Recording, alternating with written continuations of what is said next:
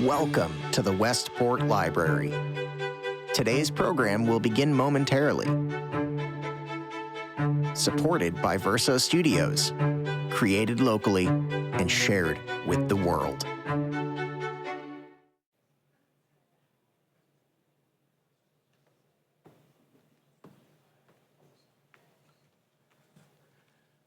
Good evening. My name is Stephen Bowling, and I'm president of the Prometheum Foundation. We believe democracy demands discussion, discourse, and debate, and we aim to bring civility back into civil discourse. Tonight, we're having a constitutional conversation with Akhil Reed Amar, a sterling professor of law and political science at Yale University and an incredibly accomplished, world-renowned scholar of the U.S. Constitution. The professor has been cited by Supreme Court justices in more than 4 dozen cases. He regularly testifies before Congress at the invitation of both major parties, and his work has won award from both the American Bar Association and the Federalist Society. He has written over 100 law review articles and is the author of a host of books on the U.S. Constitution. This evening, we will be discussing his most recent book, Born Equal: Remaking America's Constitution, 1840 to 1920. This is the second book in his trilogy of the epic tale of America's Constitution. Born Equal is the continuation of an historical journey through the eyes of our founding documents, interweaving the stories of abolition and women's suffrage. And it is done with extraordinary skill. I admit that I am biased. I think Professor Amar is a brilliant historian, and I base that on having read many of Professor Amar's books, in particular, the first 2 of his trilogy. If you are interested in the Constitution and its history, I strongly recommend you read them both. Each offers a clear, insightful, and brilliant examination of our constitutional journey, with new perspectives and fresh understandings of historical events. And yes, they are lengthy, and deservedly so. My only criticism is that I wish they were longer. They are that good.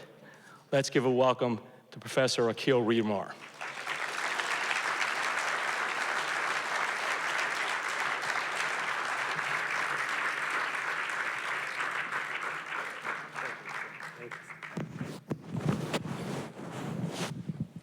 Akhil, it's always great to see you. And thank you for doing this event tonight. Your book, Born Equal: Remaking America's Constitution, 1840 to 1920. Why 1840? Why in the second phase of a constitutional journey did you choose that particular date and that time frame? First, I'm so grateful to you, my friend Steve. I didn't know Steve 2 years ago. We've become fast friends, and I'm grateful to you all for showing up. There's so many other things you could have done, but you care about our country, and you're interested in learning more about our Constitution, so I thank you all. Yes, this is a 3-volume project, and this is the second volume. I originally thought I could just cover it all in one book, and I quickly realized as I started what now is volume 1 that I couldn't give sufficient detail if I tried to compress everything into just one book. So the first book starts in 1760, and here's why it starts there, because we Americans are not Americans in 1760. The words that made us, it's a pun, the words that made the United States, we the people. So in 1760, they're New Yorkers, they're Virginians, they're South Carolinians, and they don't talk to each other. So that's why it starts then. But we go through a series of British neglect and British oppression and ultimately resistance to the British Crown and a revolution and a constitution and a consolidation period. And so it started in 1760. So when did volume 1 end? And I ended in 1840, which means the second volume is going to start in 1840 for a couple of reasons. I ended in 1840 because the last of the founding generation dies away in the 1830s, And one real challenge, even after resistance and revolution and constitution and consolidation, one real challenge is, will the founding generation, these towering figures, Washington, Adams, Jefferson, Madison, Franklin, Hamilton, will they be able to find a next generation to carry the project forward? And Madison, who's the last of the big six, dies in the 1830s. So the first volume is 80 years, and I thought that was fitting. 80, it's an iconic number, 80 years in the American experience. So that's one reason. The founders die off by 1840. But there were two reasons why it's serendipitous that this story begins in 1840. One, the world's first slavery is the big unfinished agenda item. And in 1840, the world's first anti-slavery convention meets. It's in London. 500 of the most forward-looking, visionary people. Some are academics, some are politicians, some are philanthropists, some are journalists. They meet in London to try to come up with a plan to end this great evil in the world. And that's 1840. Oh, and the first thing that happens on day one, the men kick the women out. And I thought, well, this is a perfect vignette because it's the next 80 years are going to be all about ending slavery, black equality, female equality, a deepening of this early idea that we're created equal, that we're born equal, a deepening of this birth equality project. And while the London Convention is perfect, and one of my characters, I have 4 main characters in this one, the big 6 of the last one were to repeat: Washington, Adams, Jefferson, Madison, first 4 presidents, plus Hamilton and Franklin. The big 4 in this one are Elizabeth Cady Stanton, Harriet Beecher Stowe, Frederick Douglass, and of course Abe Lincoln. But Elizabeth, in the opening paragraph, is actually Elizabeth Cady. By the end of that paragraph, she's Elizabeth Cady Stanton. The first paragraph is her impromptu wedding, and she goes off on her honeymoon to London. Her husband's an abolitionist crusader, and the men kick the women out. And I thought, well, that's an interesting vignette, and I could introduce the reader to Elizabeth right off the bat. And by the end of the first paragraph, she gets married, but she says, I absolutely refused in my wedding vows to utter the word obey, because I thought I was entering into an equal relation. I thought, well, that's perfect for Act 1, Scene 1, opening paragraph. Here's the second reason. That's an Elizabeth-centered story. And immediately, that night, she links arms with another amazing woman named Lucretia Mott and says, when we get back to America, we're going to have our own darn convention, which will be Seneca Falls in 1848, which will have very famous language in a document called the Declaration of Sentiments, rhyming with independence. We hold these truths to be self-evident that all men and women are created equal, and it gets some attention, and they call for women's suffrage. And by the end of the next 80 years, 1920, there's going to be women's suffrage across the land. So that was one reason. 1840, I thought, was a good start date. 1920, when the Birth Equality Project has resulted in an end of slavery, civil equality and birthright citizenship for men and women, an end to race discrimination in voting, an end to sex discrimination in voting, because we're born equal. I thought that's a good 80-year parenthesis.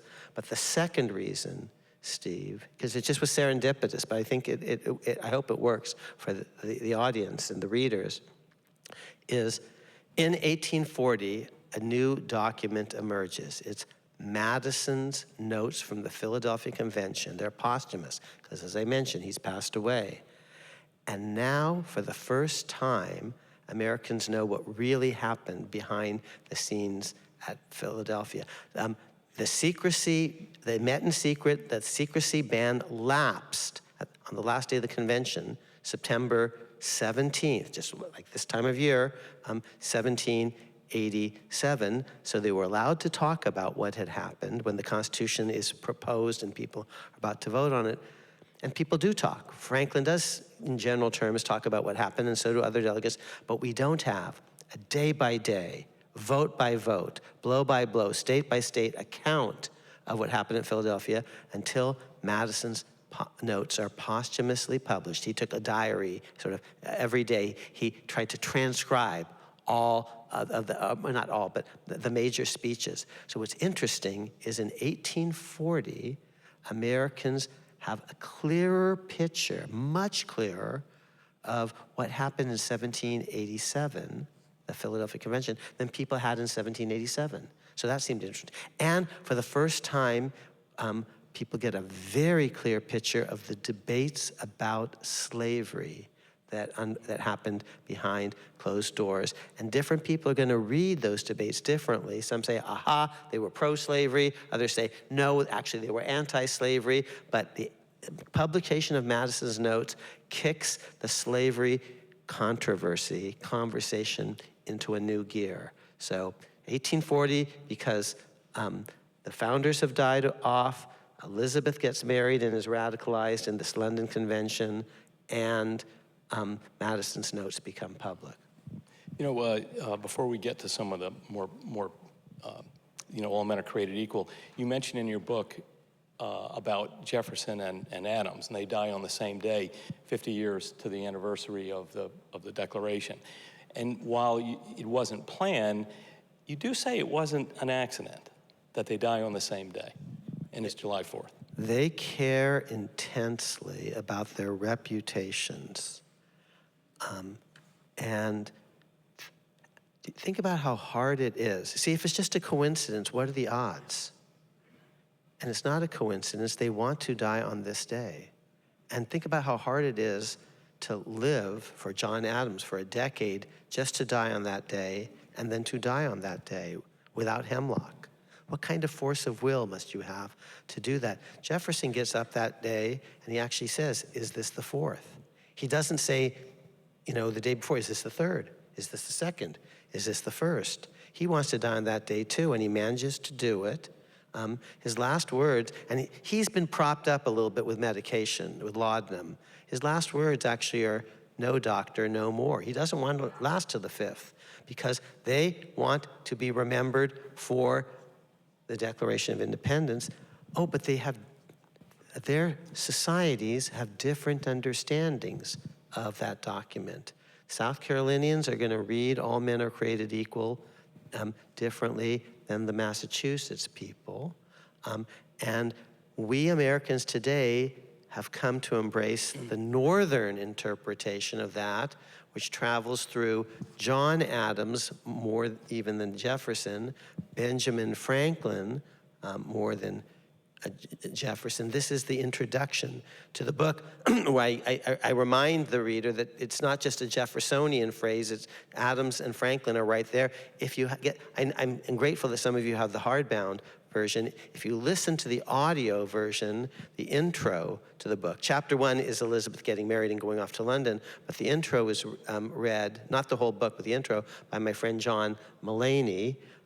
But you won't get the end notes in the audio version, which you will get lots more details in the hardbound. So, and very soon after introducing you to Franklin and Adams and their interpretation of All Men Are Created Equal, I bring in one other character who's the missing. So chapter 1 is London. The intro is different interpretations of All Men Are Created Equal, Southern and Northern.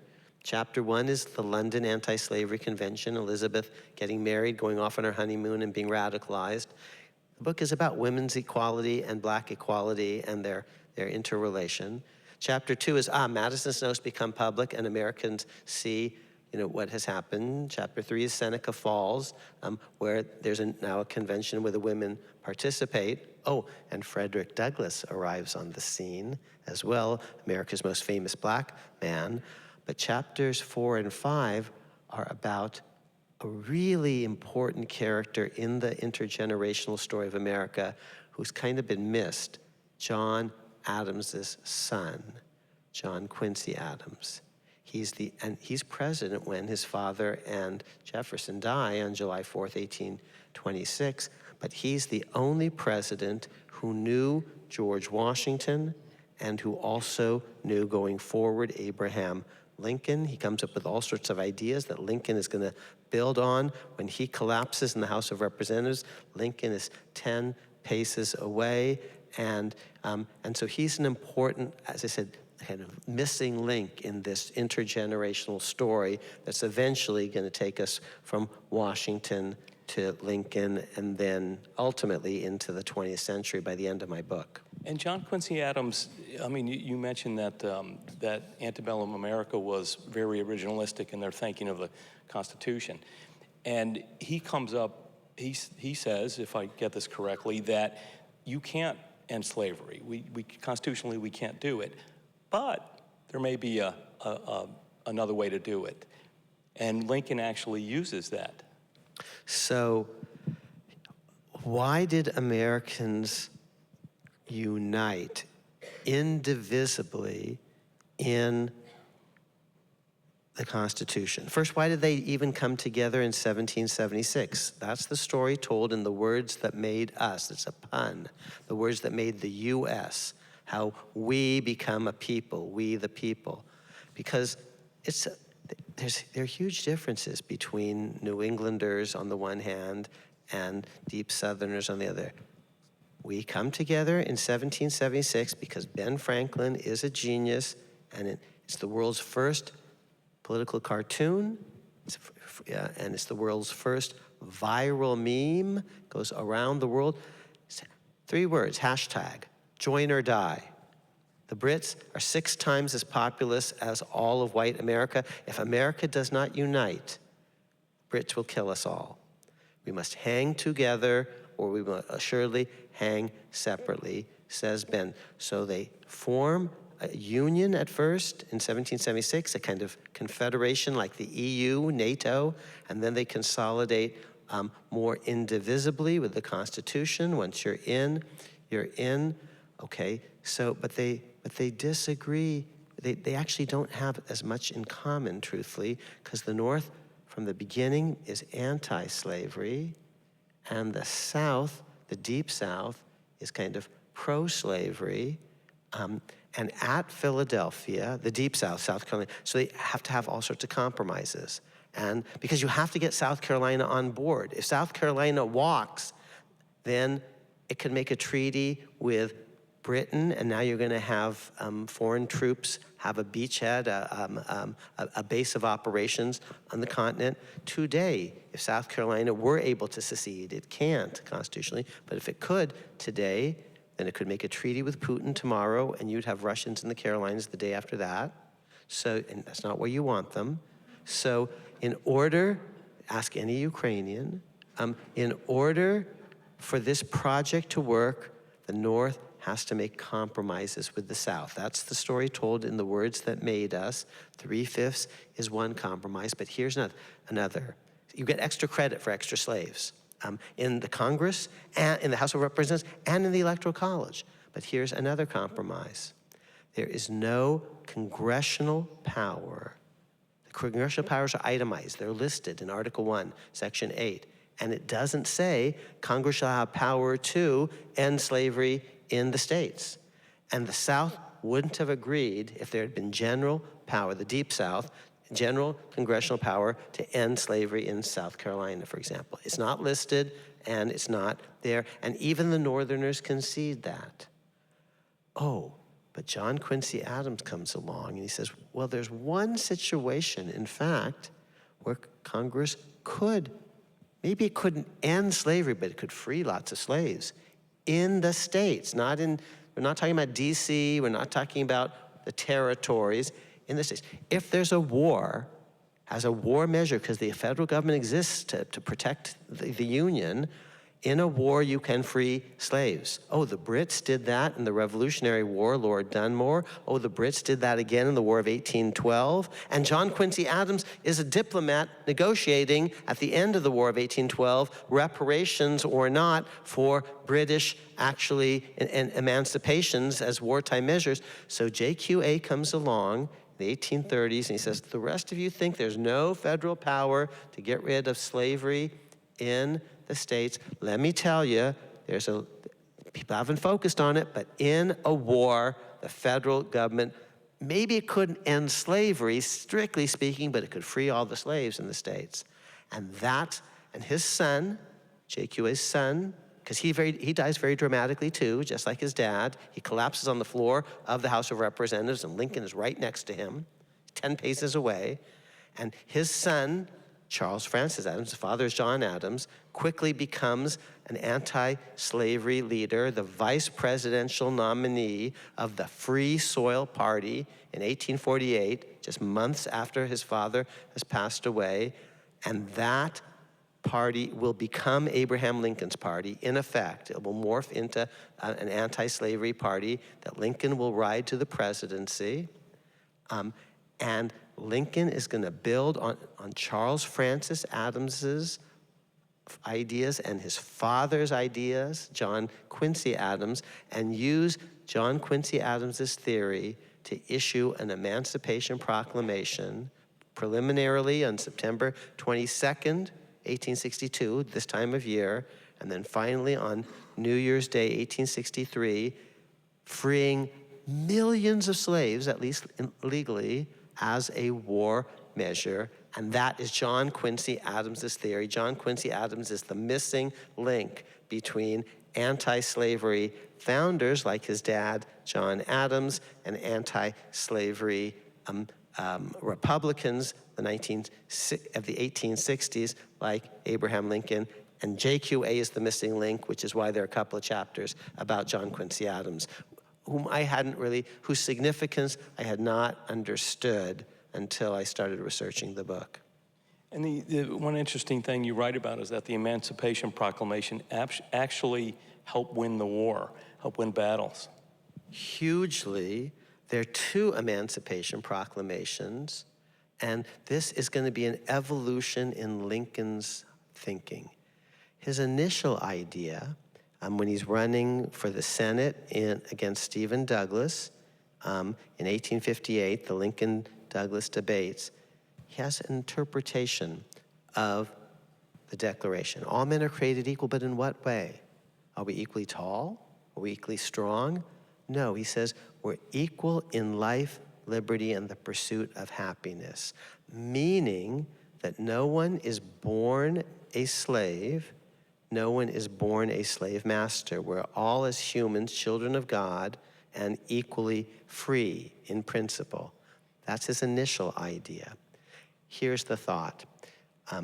In the wilderness, if I encounter a mammal, I can tame that mammal in general and make it my own, an elephant, a horse. One of my favorite books when I was a kid and I came to a library here was The Black Stallion. It's about a boy and he finds an animal in the wilderness and he tames the animal and he loves the animal loves him. And you're allowed to do that with animals, to make them your pets, a dog or a horse or an elephant. You can even, if you were a certain kind of person, kill the animal for food or fun, even, or fur. You can't do that when you meet a fellow human being in the wilderness. They're not a tameable beast of the field. They are equal to you spiritually. This is what John Locke says. This is the Declaration. No one is born a slave. No one is born a slave master. Why would the Deep South have agreed to that? They actually had a different interpretation of this. This is Lincoln's interpretation.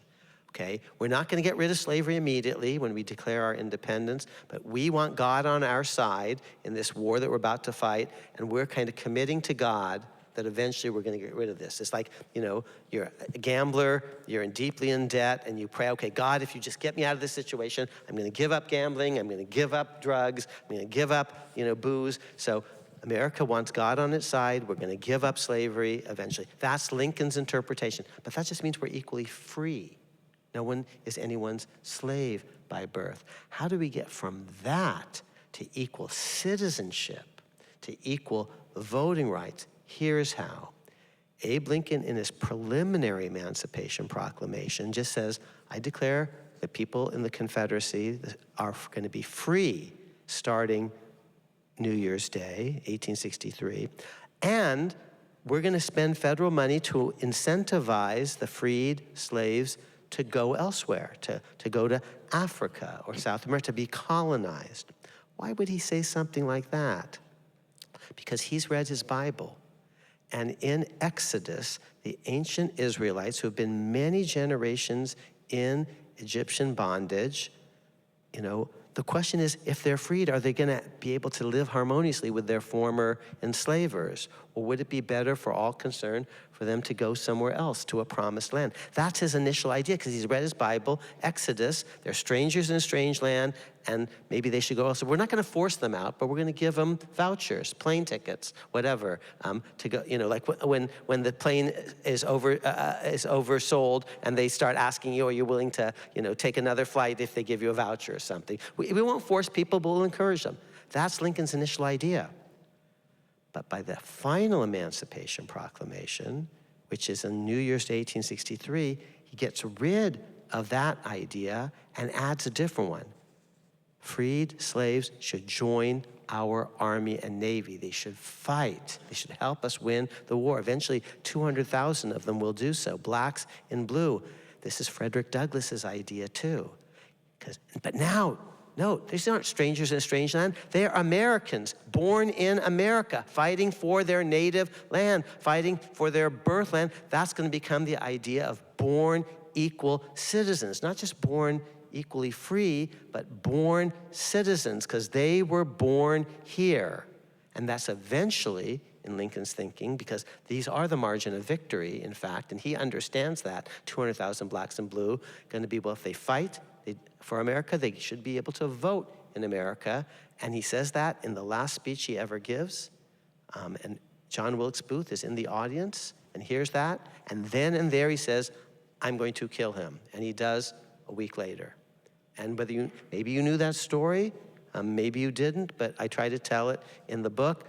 And eventually these Lincolnian themes, not just born free, a 13th Amendment, getting rid of slavery, not just freeing slaves, but ending slavery, born a citizen, the 14th Amendment, born an equal voter, regardless of whether you're born black or white, the 15th Amendment, and then finally, many years after Lincoln's death, Elizabeth's idea that she puts forth in 1848, women should have rights to political equality as well. That's the 19th Amendment. These are all Lincolnian amendments. They're Frederick Douglass ideas. They're Elizabeth Cady Stanton ideas. There's one other person we haven't talked about, but I hope we bring her into the conversation. Yeah, you bet. I just think it's so interesting that all men are created equal is a fundamental phrase in American history, and you bring up the fact that it could be looked at differently, and in antebellum America, it was actually looked in 10 different ways. Literally 10 different interpretations of just a few simple words. All men are created equal. I give you, in my discussion of these great constitutional debates called the Lincoln-Douglas debates, 10 different and distinct ways in which those words could be understood and by some were understood in the period. And Lincoln himself is going to evolve from, I start with narrow readings and end up with broader ones. He's going to move from, in my terminology, reading 7, through 8 and 9 as he matures. So I'm going to jump ahead a little bit. And as we are in a library, let's mention Harriet Beecher Stowe. And she is the author of Uncle Tom's Cabin, of course. But she is one of your big four. Lincoln, of course, is the major one. But why is she one of the paramount figures in this constitutional conversation at this period? I'm especially pleased to see lots of females in the audience today. One problem with the words that made us, I don't think it was just my problem, it's America's problem, is that the early political dominant figures are all male. My big six are all male and white. And I didn't invent the fact that, there are first 4 presidents, and they are all male, Washington and Adams. In fact, we could go, all the way to the present, but Washington, Adams, Jefferson, Madison, and of course you can't forget Franklin and Hamilton. And most of them, and only a couple of them are low-born, Hamilton and Franklin. But there's a new cast of characters beginning in 1840, and Abigail is interesting, but she's not Adams, that's not the center of political discourse. Harriet Beecher Stowe, I claim, is the first woman who is at the center of American conversation. She's America's first leading lady politically, America's first female superstar, before Taylor Swift or Beyonce or Eleanor Roosevelt or HRC. There is Harriet. Uncle Tom's Cabin sells more copies than Huck Finn or Tom Sawyer or Moby Dick or Scarlet Letter or any other book by an American author in the whole century. Couple million in America, another million or so abroad. Those are just numbers off the top of my head, but pretty, roughly accurate. And she's taught in the wrong part of our curriculum. She's taught in lit departments where she should be taught in history and poli-sci departments. Personally, and I talk about this in the book, I'm more of, if it's just in terms of literature, I'm more of a Jane Austen person. I think Jane Austen, and this is the 250th anniversary of her birth, and I talk about Jane in the book, and I think she's a more subtle ironist. I think she has a more beautiful command of the language. I think she does interiority, how women think, particularly well. I think Dickens is maybe better at plot, but Dickens and Jane don't end slavery. And Harriet actually does help end slavery. And wow, that's a huge accomplishment. And she writes under her own name. She writes as a woman. Jane Austen is simply published as a lady. And George Sand is a male pseudonym, and so is George Eliot. And all of the Brontes published under male pseudonyms, Currier Bell, Acton Bell, Ellis Bell, rather than Elizabeth Bronte, Charlotte Bronte, etc. Louisa May Alcott publishes under an androgynous pseudonym. Harriet publishes under her own name, and not just as a woman, but as a mother. And she writes about women who are enslaved, whose children are ripped from their breasts, who are raped as women, treated as wet nurses as women, treated as breeders against their will as women. And she's lost a baby herself. She knows what it's like to lose a child. And so she writes in her book, it's not just about Uncle Tom, it's about Eliza, it's about Cassie, it's about Lucy, it's about interesting women, white and Eva, white and black, and she is, to repeat, America's, and all of America's talking about it. And they see slavery isn't just about male field hands, it's about women and children. Oh, and did I mention that she's very religious, she's very utopian? Did I mention she has 7 brothers who are preachers? Her father is a Yale-educated preacher, and so there's a Connecticut angle to all of this. But her most famous brother, Henry Ward Beecher, is the most famous preacher man in America. He'd be like Billy Graham. He's the guy that will invite Lincoln to come to a place called Cooper Union, Cooper Institute, give a speech that will impress the Eastern establishment and help him clinch the nomination for the presidency. That's an interesting story. So what was Lincoln's quote when he... You're the little woman. Yeah. When he finally meets her, she comes to the White House. He says, and for Lincoln, everyone looks little, because he's 6, including his wife, Mary. You're the little woman who wrote the big book that made this great war. He understands who she is. So speaking of Lincoln, a lot of historians have written that Lincoln was a Johnny-come-lately to the anti-slavery movement. And you say that's just not what the evidence shows. Right. He writes that, if slavery is not wrong, this is a direct quote, if slavery is not wrong, nothing is wrong. I cannot remember a time I did not so think and feel. It's visceral for him. So that's what he says. But people say, oh, no, he's just a Paul. He is a Paul. He's very ambitious, but he's also very truthful. He's proverbially honest Abe, and no one says that Stephen Douglas is honest Stephen. And no one says that James Buchanan is honest Jabe. And these people, James is a total liar. And so is Stephen Douglas, and so is Roger Taney, and Lincoln is proverbially honest. And he says, you know, he's always been anti-slavery. And so people say, oh yeah, but you didn't say that publicly. Not true. His first moments early on in 1836, 37, he's one of only, I think, 6 people in the state legislature in Illinois to actually dissent from a resolution that's basically, kissing up to the slaveocracy. 6 out of about 100. And then he goes, and so, wow, if you're an ambitious politician, do you want to be with the 6 or do you want to be with the 94? You know, but he's very principled. He's going to be with the 6. And then he goes off to Congress. He's a one-term congressman, and he's a backbencher, but the one thing he introduces on his own is a resolution to phase out slavery in D.C. You do have power to get rid of slavery in D.C. Whether you can get rid of slavery in the states is a different issue. So that's what he does in 1848-49. He votes for a thing called the Wilmot Proviso, which is prohibiting slavery in the territories dozens of times. Then he gets out of politics, or it seems for a while.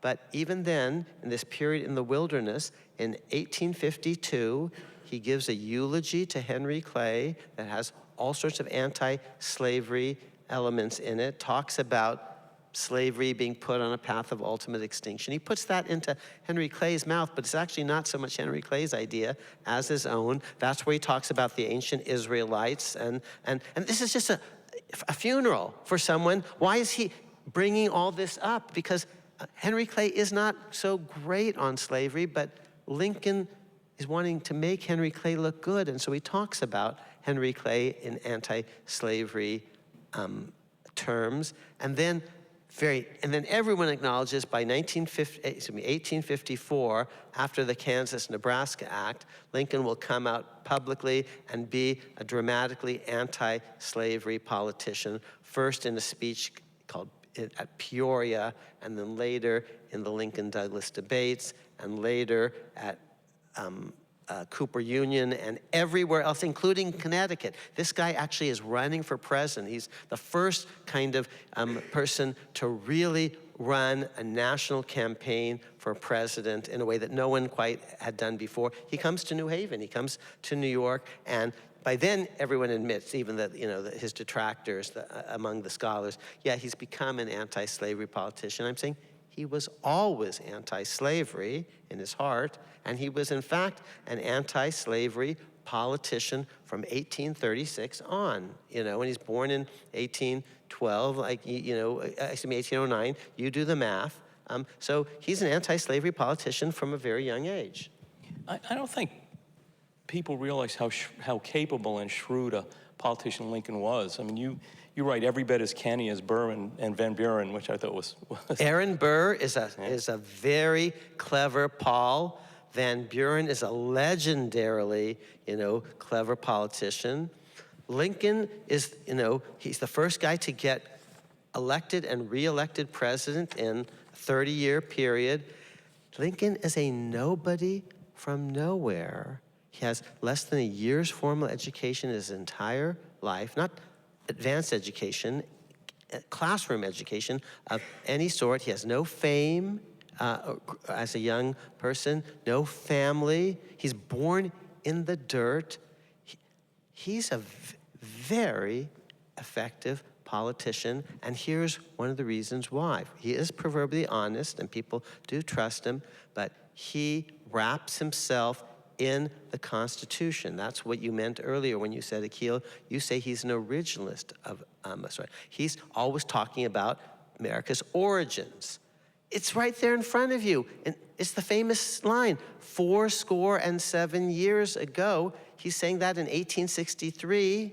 He's going back 87 years. That's 1776. He's always talking about the founders and the founding. 77 years ago, our fathers brought forth upon this continent a new nation, conceived in liberty, and dedicated to the proposition that all men are created equal. He is obsessing about the founding and the founders, and he's got a certain interpretation of it. It's a northern interpretation. It will come to prevail, and he'll come to encode that, he and his allies, in a 13th Amendment, a 14th Amendment, a 15th Amendment, eventually a 19th Amendment. But yes, he's a very impressive politician, and his trademark is the Constitution. It's what actually Americans have in common. He understands that way better than Van Buren, who's a canny politician who doesn't stand for anything at all other than Van Buren.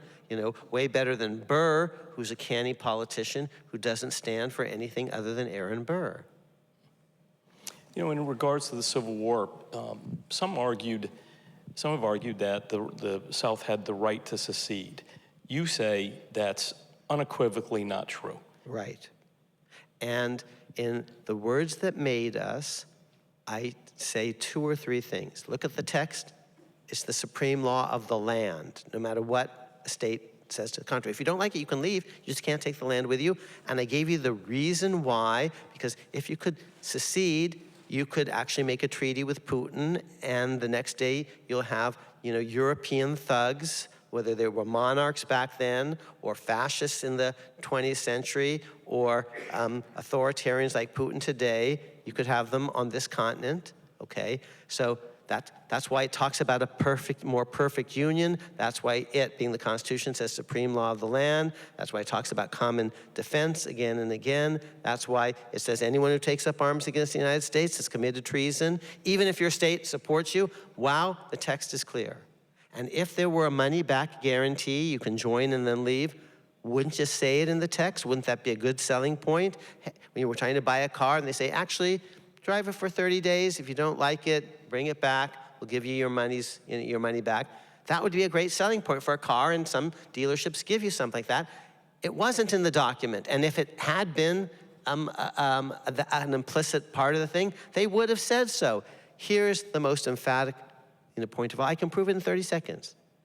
There was a whole year of conversation about the Constitution. Show me one person anywhere who supported the Constitution who said money back guarantee. No one did. And in a famous moment, there are a whole bunch of times when they actually say it's indivisible. It has to be indivisible. Washington says that. Hamilton says that. The Federalist Papers say it. But in the New York Ratifying Convention, a letter is read in July 1788. And it's read by Hamilton. It's a letter by Madison, and it says, ratification must be, this is a direct quote, in toto and forever. And if you don't want it, fine, but once you're in, you're in. That's read aloud in New York. It's reprinted in newspapers across America in 1788, including South Carolina and including New York. That's all in the words that made us. But what I show you in this companion volume is even without Google and the internet and the Wayback Machine, all of that episode is told in American newspapers up and down the continent in 1860. That's an originalist argument, what the deal was, and it even appears in newspapers in New Orleans. So, yes, I say Lincoln is 100% correct when he insists that unilateral secession is unconstitutional, and his obligation, his solemn oath in heaven, it will be to enforce the integrity of the Union, because that's what the Constitution requires of him. And he will faithfully follow that. He's an honest and great lawyer. And you seem to say, too, that 1776 meant something different in 76, yes, or the join or die, and it meant something different in yes, 1860. And Thomas Jefferson is a 1776 guy. In 1776, they're just creating a confederacy, an alliance. This is what the Declaration says. On July 4th, the resolution says the same thing 2 days earlier on July 2nd, 1776. These united colonies are and of right ought to be free and independent states. With an S, they're independent even of each other. And that's what Jefferson understands. And in the Articles of Confederation, which immediately follow the Declaration, not immediately but shortly thereafter, the document says each state retains its sovereignty, okay, which means each is free to leave, to Brexit. The problem is, and Jefferson may have thought that even to his dying day, but that's because Jefferson wasn't there when the Constitution was adopted. He was off, chasing women, we would say today raping women, 15-year-old Sally Hemings off in France. And Lin Miranda captures that when he has a song when Jefferson returns saying, "What did I miss?" And what you missed is an indivisible union in toto and forever. You missed all of that. You never got it. And your namesake, Jefferson Davis, never got that memo. But I can show you in 1787, 88, they changed the deal. And they changed the deal because the Articles of Confederation weren't strong enough. NATO isn't maybe strong enough to resist Putin, so you have to have a stronger integration. And that is the Constitution. So 1776, yeah, it's about state sovereignty. But Constitution is about a different thing. Now the South says, oh, we're just doing just what they did in 1776.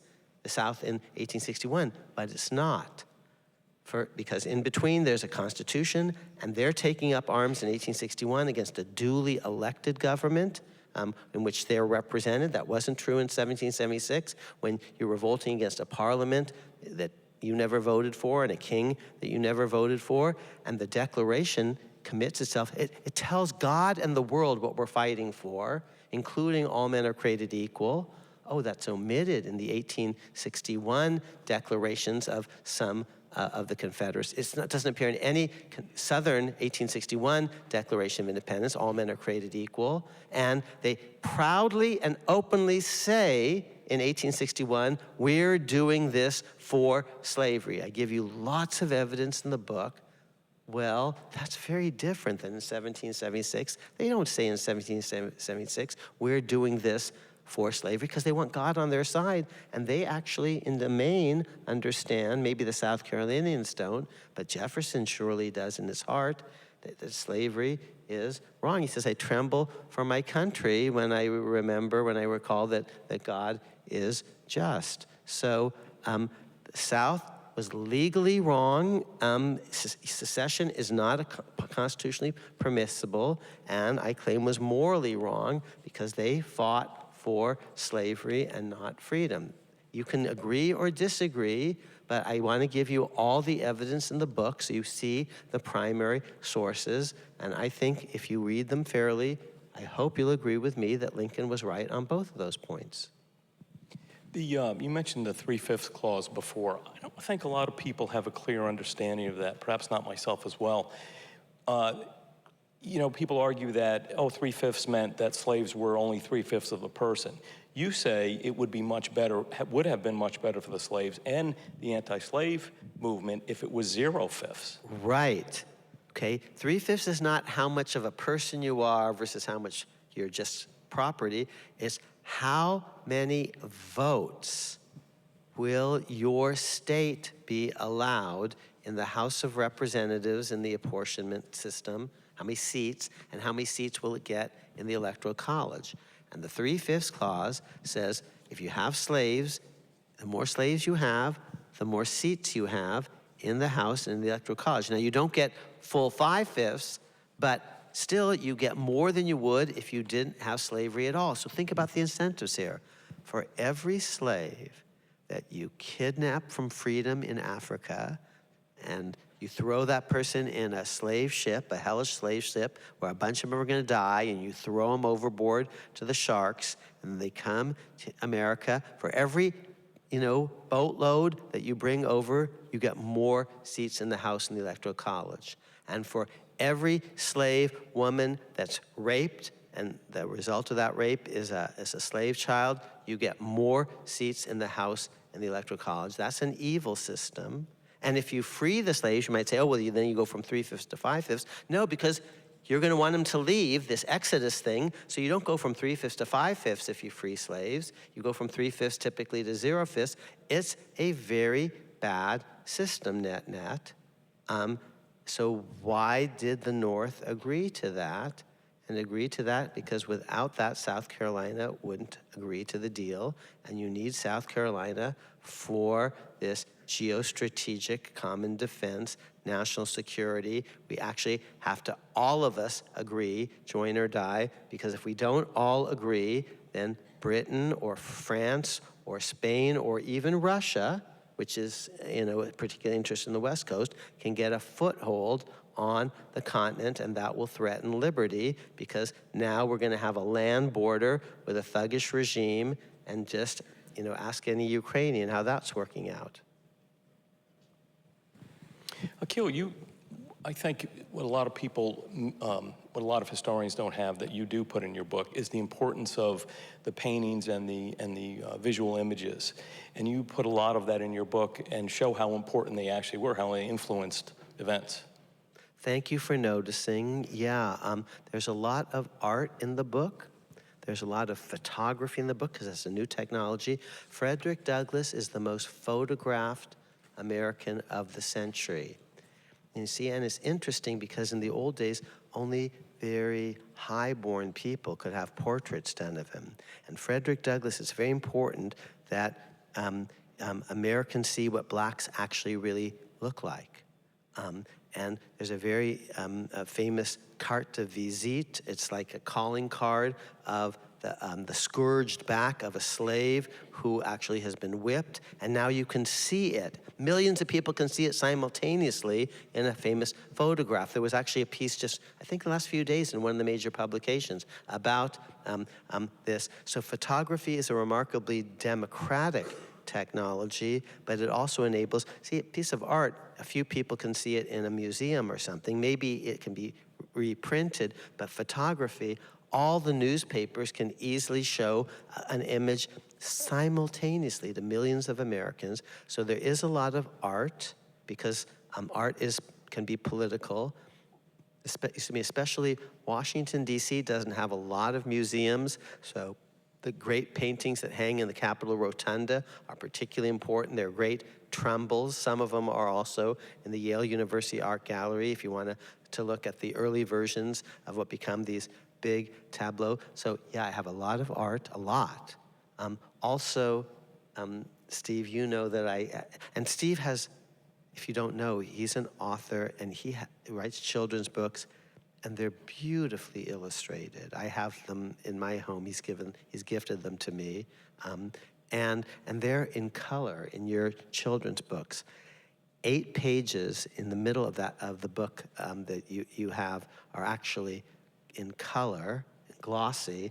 They're maps, and you can't understand what the Civil War was all about without looking at the maps. You see, I've already been telling you that but the difference between land borders and oceanic borders and all the rest. So if nothing else, even if you're a bookstore, you don't buy the book or something, check out the 8 pages in the middle on the maps. Read the captions. Now, I want you to do that because if you look at those 8 pages, I think I gotcha. Because those maps I think really tell some compelling stories. I think we have time for one more question, and you and I had talked about how I think you had mentioned that Washington continues to impress you, and that one of my favorites, Franklin, also continues to impress you. Jefferson maybe disappoints you a little bit. What about Lincoln? What was your impression of Lincoln? I show you his warts. He's not perfect, but one of the great joys of this book was getting to know 4 astonishing persons, and I introduce you to them in the book. The book is dedicated to these 4 people, and I'm on a first-name basis with them. It's as if they're my friends. Elizabeth and Harriet and Frederick and, of course, Abe.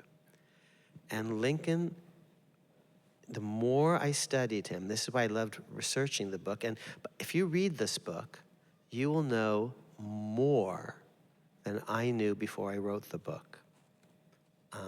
And the more I especially spent time with Lincoln, the more I came to love him, warts and all.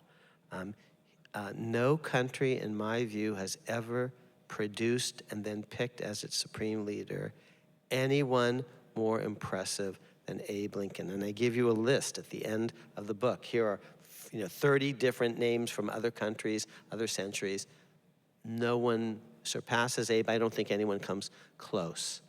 When he, and you're gonna read his words, public. You're gonna read his private words, impromptu words, very polished words. When he dies, he's martyred on Good Friday in a Christian nation. And he's immediately analogized to Christ, which is really astonishing, by his own, some of his own assistants. And proverbially, no man is a hero to his valet. And yet people who knew him, very well, saw him at his worst, said, this person was astonishing. I'm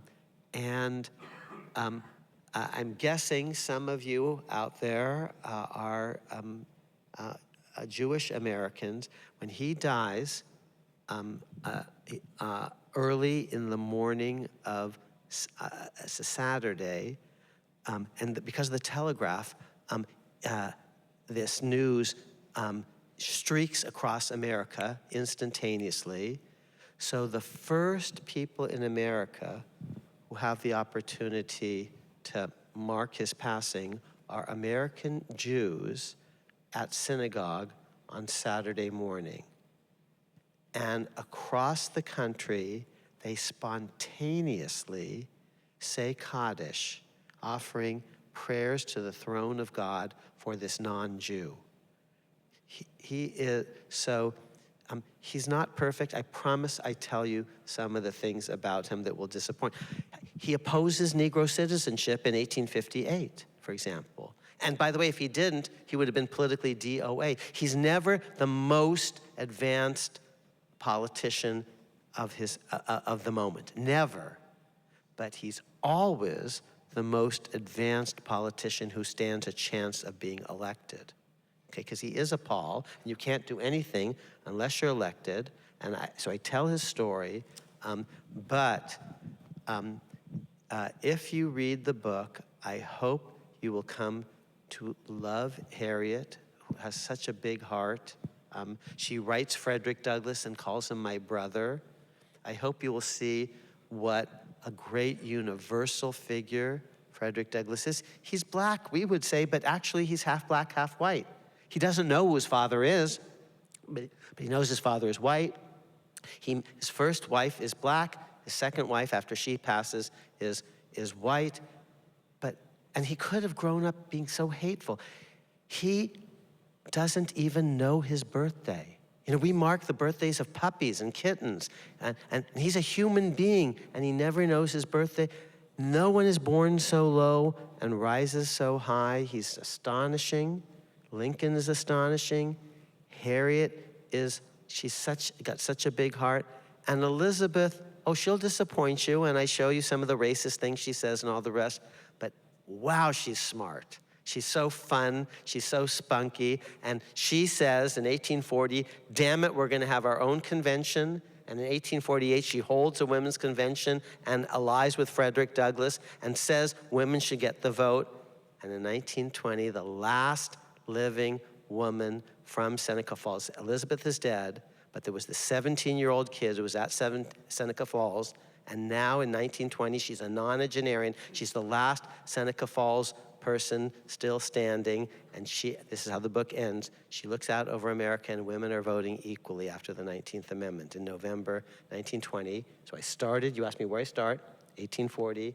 I end in 1920.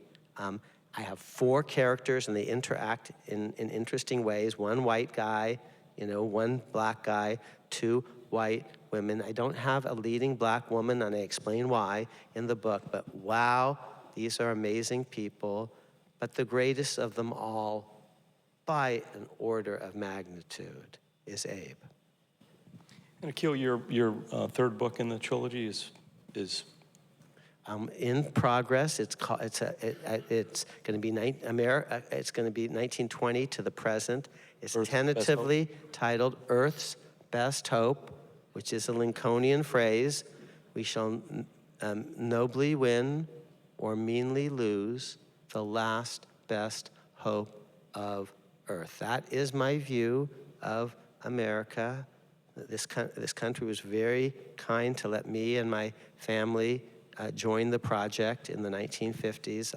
The Constitution gave me the gift of birthright citizenship the day I was born, even though I'm a little brown boy, doesn't ask what my parents' religion is, doesn't even ask if my parents are citizens, and they weren't. They were here legally, they were doctors saving the lives of American patients, but it doesn't matter whether my parents were citizens or not, because I was born equal thanks to amendments put in the Constitution by, above all others, Abe. So if you're interested in the Constitution, I will say again, Akhil's 2 books, all his books actually, are a must-read. And even as a citizen of the United States, you live under a document, you should have some understanding of it, maybe you do, but this gives a much better understanding of those documents, both of them, the Declaration and this. Brilliant books. Akhil will be signing books, and they're for sale. I recommend you get one if you haven't already, and to meet the great Professor Amar. Thank you very much, everybody. Can I make one ask? Yeah. Thank you. I have a couple of just quick asks. You've been so generous to come out. We're gonna try to take some pictures so that we can post them on social media. So if you were willing to participate, in that, be very grateful. And because I only have a certain amount of time with you, there is a free podcast that you can listen to every week. It's totally free. It's called America's Constitution, not America's. It's a little bit of a pun. And please, if you found this helpful, listen in on that. And I'm very greedy. I do want you, if you feel so inclined to get a book, and if you don't want to buy one, this is a library, and you can check books out. But my biggest ask of all, whether you buy it, or you check it out, is I'd love for you to read it and talk about it with each other. And if you like it, tell other people about it. And if you have a book club that you'd like to organize, you can email the podcast or email me. And for all the book clubs that form, I'm offering that we'll try to Zoom in and continue the conversation with your book club in a smaller venue than I'm able to do this evening. All right. Thank you, everybody.